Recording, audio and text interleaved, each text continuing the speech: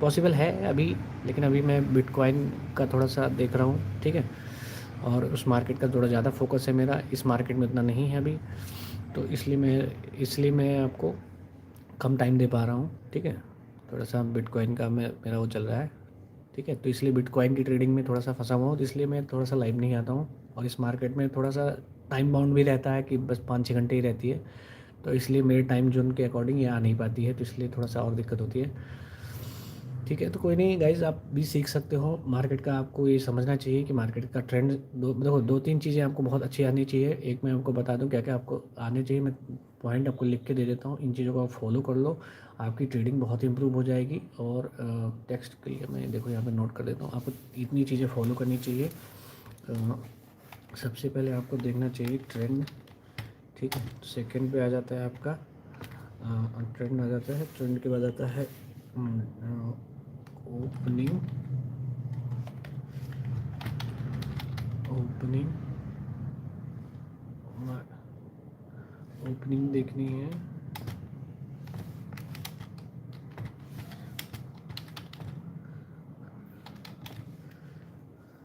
Closing देखनी है, आपको ट्रेंड देखना है जो, और ट्रेंड देखना है, ओपनिंग एंड लास्ट क्लोजिंग देखनी है आपको, ठीक है। और लास्ट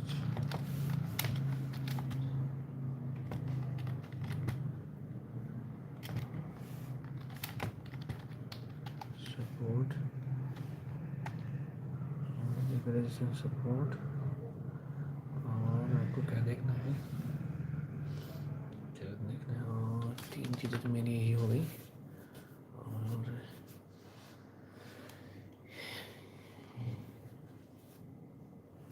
ठीक है, हाँ इतना इनफ है वैसे, इतनी चीज़ें इनफ है आपको। अगर ये 3 चीज़ें ही पकड़ के चलते हैं बस। अब इसको मैं समझा देता हूँ कैसे इसको आप देखोगे। इधर ले आते, सॉरी इधर तो आएगा नहीं है, ठीक है। आपको 3 ये मतलब बेसिक ये 3 चीज़ें पकड़ के चलनी है। ट्रेंड देखना है कि ओवरऑल ट्रेंड में हमें क्या है, ओपनिंग और लास्ट डे की क्लोजिंग। मतलब हम देखो जैसे कि यहाँ पे ये मार्केट की ओपनिंग कहाँ हो रही है, कब कब हो रही है, कैसे लास्ट डे की क्लोजिंग की कंपेयर, इसमें 2-3 चीज़ें और ऐड हो जाती हैं जो छोटी छोटी हैं, जो सेम डे पे मैटर करती हैं। कि लास्ट डे की क्लोजिंग यहाँ हुई थी, लास्ट डे का चार्ट कैसा था ये देखना है आपको, लास्ट डे का चार्ट कैसा था, ठीक है। तो लास्ट डे में हम कैसे थे, अप ट्रेंड में थे, डाउन ट्रेंड में थे, या फिर हम लास्ट डे में हमने मतलब नया हाई दिया था, या ग्रीन में मार्केट थी या रेड में, वो चीज़ मैटर करती है।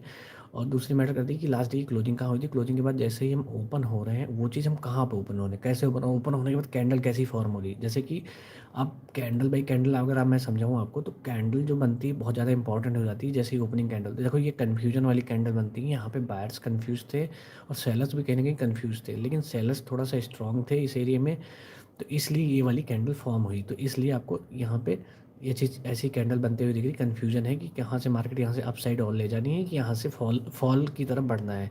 तो देखो सेलर्स यहाँ से थोड़े से मतलब पॉजिटिव थे, लेकिन दोबारा से जिन्होंने यहाँ ट्रेड लिया होगा तो थोड़ा सा ही गिरा मार्केट, उसके बाद दोबारा से करेक्ट कर गई।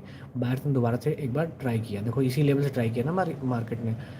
तो उसके बाद देखो कि लास्ट डे का जो सपोर्ट और रेजिस्टेंस एरिया है वो भी मैटर करता है, कि लास्ट डे के जो रेजिस्टेंस और सपोर्ट होते हैं ये भी मैटर करता है। तो वो भी आपको ध्यान में रखना है। और लास्ट डे के रेजिस्टेंस सपोर्ट आपको कुछ नहीं मार्क करना, सिर्फ लास्ट डे का रेजिस्टेंस सपोर्ट एरिया देख लो, या फिर लास्ट डे का आप ये देख लो कि जैसे ये एरिया पे देखो मार्केट 2 बार आके रिजेक्ट हुई है, तो इस एरिया को मार्क कर लो। इस एरिया में मार्केट ने 2 बार सपोर्ट लिया, ये मार्क कर लो, ठीक है। और मार्केट ने कहाँ से एडवांस की, कहाँ से एकदम बढ़ के गई है मार्केट, वो चीज़ बस ये 2-3 चीज़ें आपको नोट करनी होती हैं इसमें। अगर ये आप देख लो तो इससे भी आपको बहुत आइडिया हो जाएगा कि जो देखो अब यहाँ पे आएगी, यहाँ पे मार्केट आएगी, यहाँ से अब देखो एक नया इसने वो लिया था, तो देखो दोबारा आके यहाँ पे होल्ड हो रही है मार्केट, ठीक है। अब इसके अगला अगर गिरेगी तो इस लेवल तक जाएगी, इस पर एडवांस होकर तो यहाँ अगर नहीं होल्ड कर पाती है तो यहाँ जरूर होल्ड करेगी। तो ये मार्केट का चलने का एक वो होता है, ठीक है।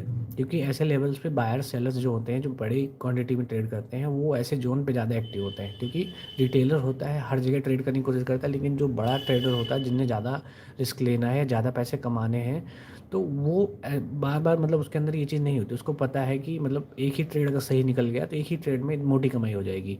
और रिटेलर्स क्या होता है कि रिटेलर सोचता है मार्केट भी बंद हो जाएगी, सुबह से बैठा हूँ कुछ मिला नहीं है, और रिटेलर मुझे ट्रेड करना है, मतलब रिटेलर के अंदर ये होता है। मोस्टली जो ट्रेडर होते हैं उनमें उनके अंदर ये चीज़ें ज़्यादा होती हैं कि मुझे ट्रेड होना है, क्योंकि मार्केट चल रही है, मैं ट्रेड नहीं ले रहा हूँ या मैं कुछ कर नहीं रहा हूँ। तो उस वजह से बोरियत की वजह से भी ट्रेड करते हैं लोग। तो